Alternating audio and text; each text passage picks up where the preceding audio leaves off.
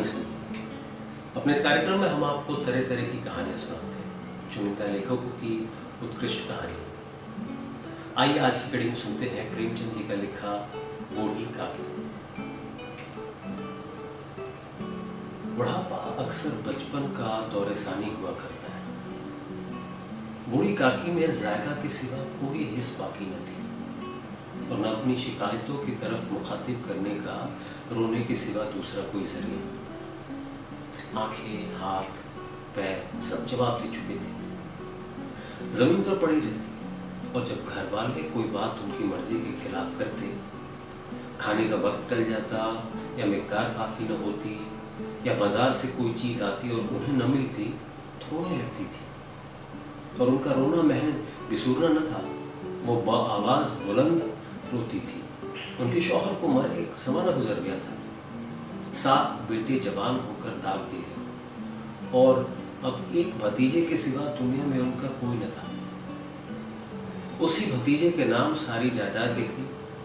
उन हजरात ने लिखाते वक्त तो खूब लंबे चौड़े वादे किए, लेकिन वो वादे सिर्फ कल्बी डिपो के दलालों के सब्ज़बाब थे। अगरचे उस जायदाद की सालाना आमदनी 150-200 रुपए से कम न थी, लेकिन बूढ़ी काकी को अब पेट भर रूखा दाना भी मुश्किल से मिलता था। बुधराम तबीयत के नेक आदमी थे, लेकिन उसी वक्त तक जब तक उनकी जेब पर कोई आंच न आए। रूपा तबीयत की तेज थी, लेकिन ईश्वर से डरती थी, इसलिए बूढ़ी काकी पर उसकी तेजी इतनी न खुलती जितनी बुधराम की नेकी। बुधराम को कभी कभी अपनी बेइंसाफी का एहसास होता। वो सोचते कि इस जायदाद की बदौलत इस वक्त भला आदमी बना बैठा हो।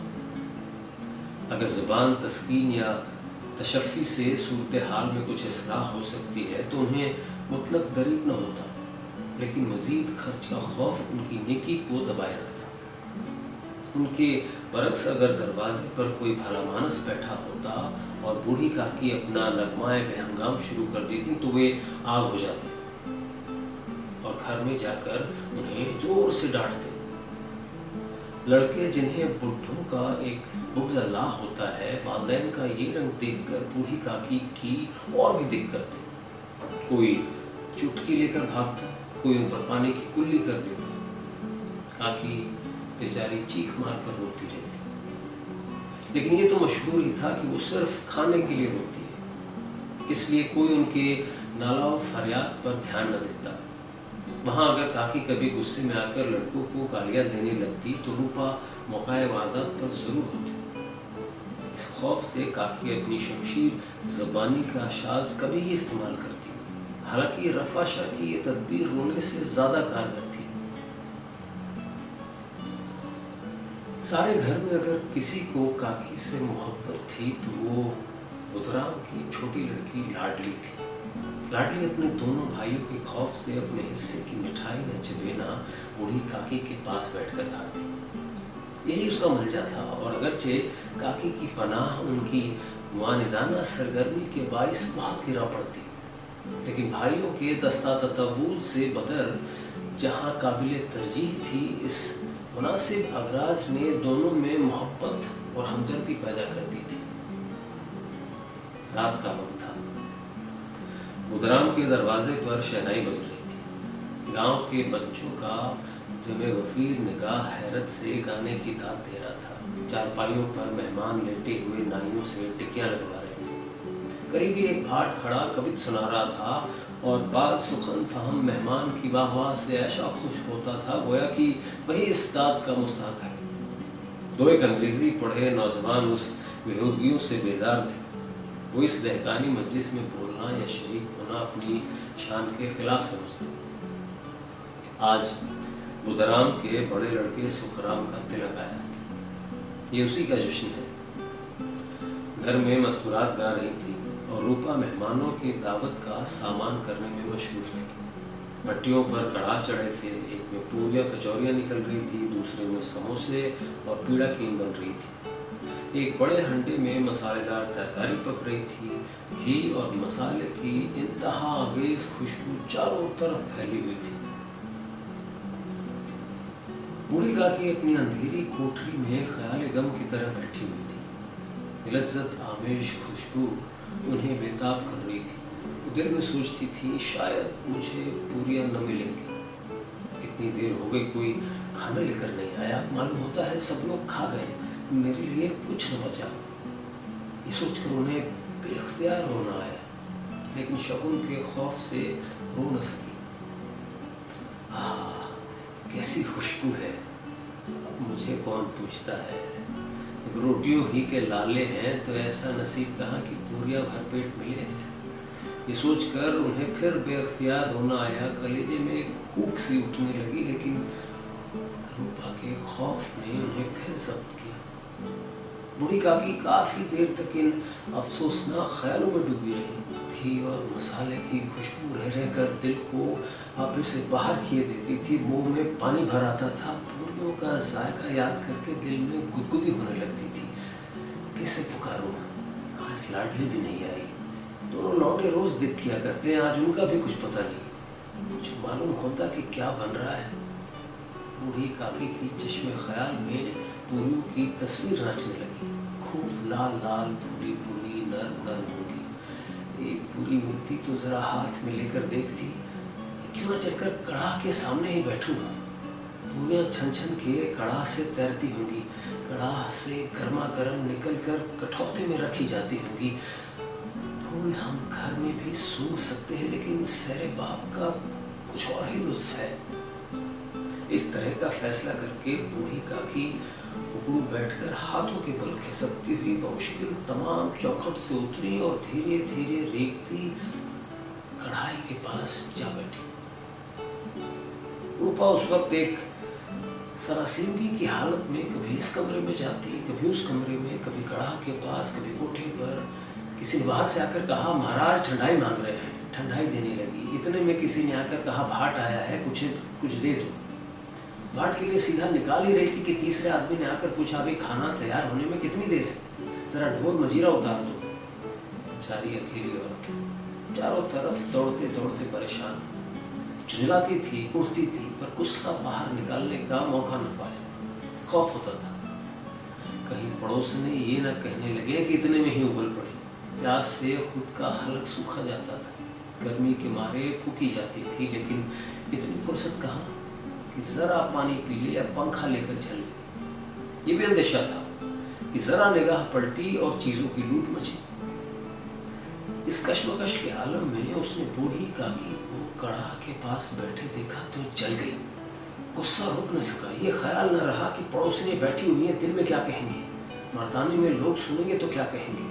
जैसे मेढक कछुए पे झपटता है, उसी तरह वो बूढ़ी काकी पर झपटी और उन्हें दोनों हाथों से झंझोड़ कर बोली, ऐसे पेट में आग लगे, पेट है क्या का कुंड। कोठरी में बैठते तो क्या दम घुटता था। अभी मेहमानों ने नहीं खाया, देवताओं को भोग तक नहीं लगा, तब तक सब्र न हो सका। आकर छाती पर सवार हो गई। नोच कर ऐसी जीभ दिन भर खाती न रहती तो न जाने किस हांडी में मुंह डालती। गांव देखेगा तो कहेगा, बुढ़िया भरपेट खाने को नहीं पाती, तभी तो इस तरह बौखलाए फिरती। इस ख्याल से उसका गुस्सा और तेज हो गया। डायन मरे न मांझा छोड़े, नाम बेचने पर लगी है, ना कटवा के ही ढंग लगी। इतना ठूसती है, जाने कहाँ भस्म हो जाता है। ये भला चाहती हो तो जाकर कोठरी में बैठो, जब घर के लोग लगे तो तुम्हें भी मिलेगा। तुम कोई देवी नहीं हो कि चाहे किसी के मुंह में पानी तक न जाए, लेकिन तुम्हारी पहली पूजा कर दे।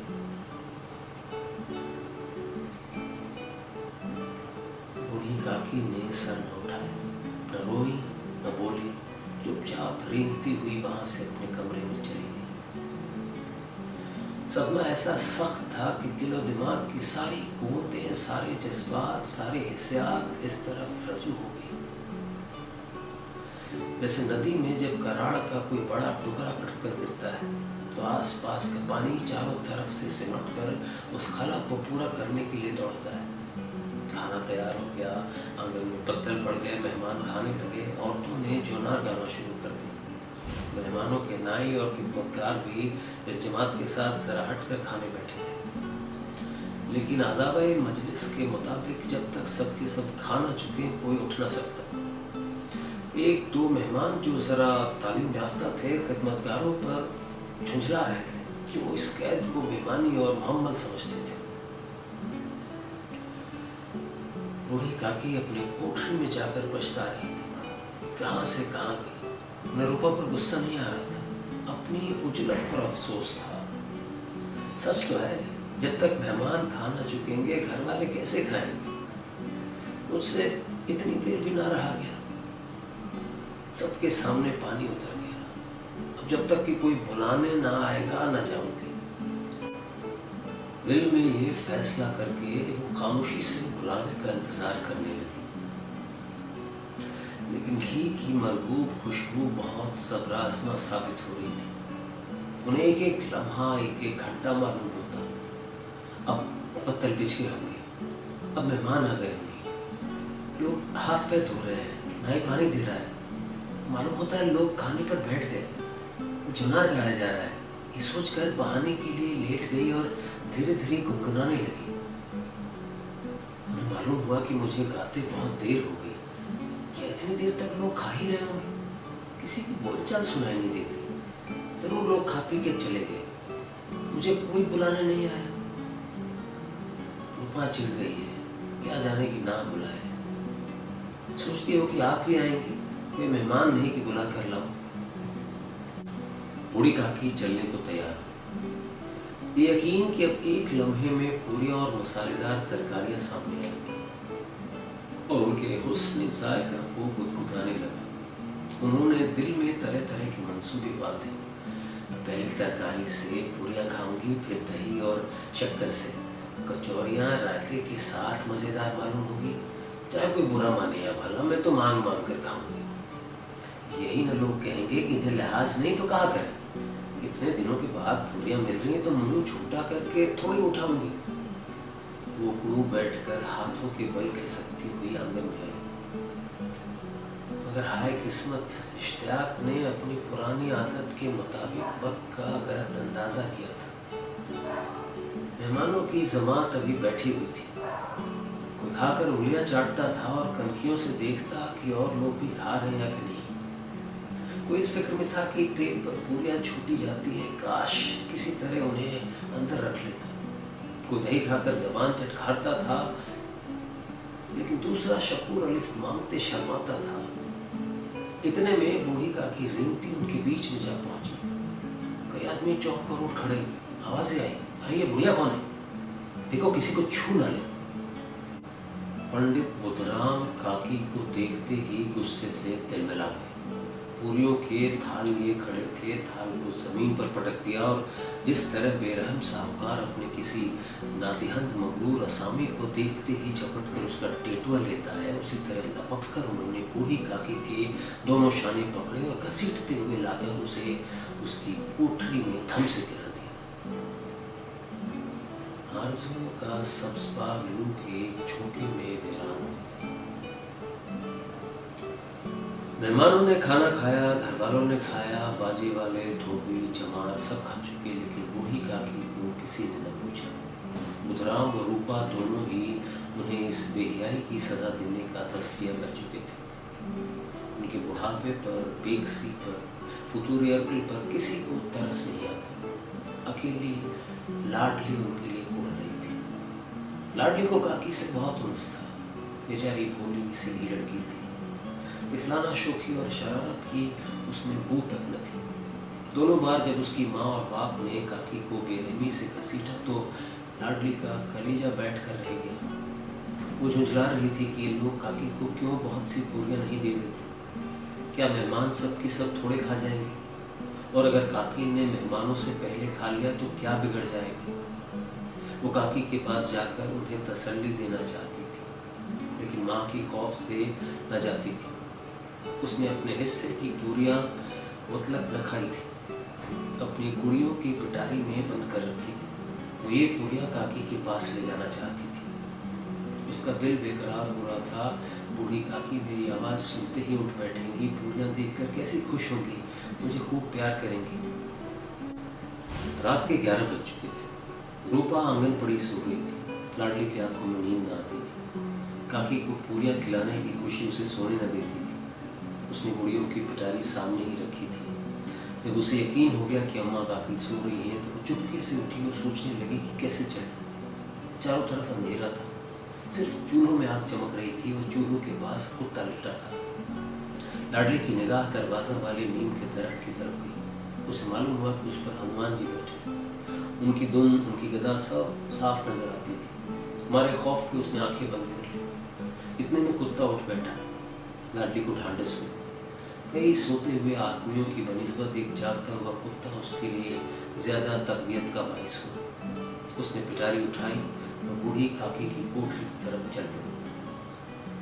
बूढ़ी काकी को महज इतना याद था कि किसी ने मेरे शाने पकड़े। फिर उन्हें कुछ ऐसा मालूम हुआ कि जैसे कोई पहाड़ पर उड़ाए लिए जाता है। उनके पैर बार बार पत्थरों से टकराए तब किसी ने उन्हें पहाड़ पर से पटक दिया। वो बेहोश हो गए। जब उनके होश बजा हुए तो किसी की जरा से आहट न मिलती थी। समझ गई कि सब लोग खा पीकर सो गए और उनके साथ मेरी तकदीर भी सो गई। रात कैसे कटेगी? राम, क्या खाऊं? पेट में आग जल रही है या किसी ने मेरी सुध न ली? क्या मेरा पेट काटने से धन हो जाएगा? उन लोगों को इतनी दया भी नहीं कि बुढ़िया न जाने कब मर जाए। उसका रोया क्यों दिखाएंगे? मैं पेट की रोटियां ही खाती हूँ कि कुछ और? इस पर ये हाल। मैं अंधी अपाहिज ठहरी, न कुछ सूझे न बूझे। अगर आंगन में चली गई तो क्या बुधराम से इतना कहते न बना कि काकी अभी लोग खा रहे हैं, फिर आना। मुझे घसीटा, पटका। उन्हीं पूरियों के लिए रूपा ने सबके सामने गालियां दी। उन्हीं पूरियों के लिए इतनी दुर्गत करके उनका पत्थर का कलेजा न पसीजा। सबको खिलाया, मेरी बात न पूछी। जब तभी न दिया तो अब क्या देगी? ये सोचकर मायूसाना सब्र के साथ लेट गई। रक्कत से गला भर भर आता था लेकिन मेहमानों के सामने लिहाज से रोती न थी। यकायक उसके कान में आवाज आई, काकी उठो, मैं पूरी लाई हूँ। काकी ने लाडली की आवाज पहचानी, चट पर उठकर बैठ गई। दोनों हाथों से लाडली को टटोला और उसे गोद में बिठा लिया। लाडली ने पूरियां निकाल कर दी। काकी ने पूछा, क्या तुम्हारी अम्मा ने दी है? लाडली ने फक्र से कहा, नहीं, ये मेरे हिस्से की है। काकी पूरियों पर टूट पड़ी। 5 मिनट में पिटारी खाली हो गई। लाडली ने पूछा, काकी पेट भर गया? जैसे थोड़ी सी बारिश ठंडक की जगह और भी हब्स पैदा कर देती है, उसी तरह चंद पूरियों ने काकी की इश्तहा और रग़बत को और भी तेज कर दिया। बोली, नहीं बेटी, जाके अम्मा से और मांग ला। लाडली, अम्मा सोती हैं, जगाऊंगी तो अम्मा मारेगी। काकी ने पिटारी को फिर टटोला। उसमें चंद रेजे गिरे थे, उन्हें निकाल कर खा गई। बार बार होठ चाटती थी, चटकारे भरती थी। दिल महसूस रहा था कि पूरियां कैसे पाऊं। सब्र का बांध जब टूट जाता है तो ख्वाहिश का बहाव काबू से बाहर हो जाता है। मस्तों को सुरूर की याद दिलाना उन्हें दीवाना बनाता है। काकी का बेताब दिल ख्वाहिश के इस बहाव में बह गया। हलाल हराम की तमीज न रही। कुछ देर वो इस ख्वाहिश को रोकती है। यकायक लाडली से बोली, मेरा हाथ पकड़कर वहां ले चल जहां मेहमानों ने बैठकर खाना खाया था। लाडली उनकी मंशा समझ न सकी। उसने काकी का हाथ पकड़ा और उन्हें लाकर जूटे पतलों के पास बिठा दिया। गरीब भूख की मारी फातिरू अपनी बुढ़िया पत्तलों से पूरियों के टुकड़े चुन चुन कर खाने लगी। वही कितना लजीज था, सालन कितना मज़ेदार, कचौड़ियाँ कितनी सलोनी, समोसे कितने खस्ता और नरम। काकी फितूर अक्ल के बावजूद जानती थी कि मैं वो कर रही हूँ जो मुझे न करना चाहिए। मैं दूसरों के जूटे पत्तल चाट रही हूँ, लेकिन बुढ़ापे के हिस्से मर्ज का आखिरी दौर है जब सारे हवास एक ही मरकज़ पर आकर जमा हो जाते हैं। बूढ़ी काकी में ये मरकज़ उनका हुस्न ज़ायका था। ऐन उसी वक्त रूपा की आंखें खुली। उसे मालूम हुआ कि लाडली मेरे पास नहीं है। चूंकि चारपाई के इधर उधर ताकने लगी कि कहीं लड़की नीचे तो नहीं गिर पड़ी। उसे वहां ना पाकर वो उठ बैठी तो क्या देखती है कि लाडली छोटे पत्थरों के पास चुपचाप खड़ी है। बूढ़ी काकी पत्थरों पर से पूरियों के टुकड़े उठा उठा कर खा रही है। रूपा का कलेजा सन्न से हो गया। किसी गाय के गर्दन पर छुरी चलते देखकर उसके दिल की जो हालत होती है वही उस वक्त हुई। एक ब्राह्मणी दूसरों का जूठा पत्तन टटोले, इससे इबरतनाक नज़ारा नामुमकिन था। पूरियों के चंद लुकमों के लिए उसकी चचेरी सास ऐसा रकीक और हकीर फेर कर रही है। ये वो नज़ारा था जिसे देखने वालों के दिल कांप उठते हैं। ऐसा मालूम होता है कि ज़मीन रुक गई, आसमान चक्कर खा रहा है, दुनिया पर कोई आफत आने वाली। रूपा को गुस्सा न आया। इबरत के सामने गुस्से का जिक्र क्या, दर्द और खौफ से उसकी आंखें भर आई। इस धर्म और पाप का इल्ज़ाम किस पर है? उसने सदके दिल से आसमान की तरफ हाथ उठाकर कहा, परमात्मा बच्चों पर रहम करना, इस अधर्म की सज़ा मुझे मत देना, हमारा सत्यानाश हो जाएगा। रूपा को अपनी खुदगर्जी और बेइंसाफी आज तक इतनी सफाई से नजर न आई थी। हाय मैं कितनी बेरहम, जिनकी जायदाद से मुझे 200 रुपये साल की आमदनी हो रही है, उसकी ये दुर्गत और वो मेरे कारण। ऐ ईश्वर, मुझसे बड़ा भारी गुनाह हुआ, मुझे माफ़ कर। आज मेरे बेटे का तिलक था, सैकड़ों आदमियों ने खाना खाया, मैं उनके इशारे की गुलाम बनी थी। अपने नाम के लिए, अपनी बड़ाई के लिए सैकड़ों रुपए खर्च कर दिए, लेकिन जिनकी बदौलत हज़ारों रुपए खाए, उसे इस तकरीब के लिए दिन भर पेट भर खाना भी न दे सके, महज इसलिए कि वो बुढ़िया है, बेकस है, बेज़बान है।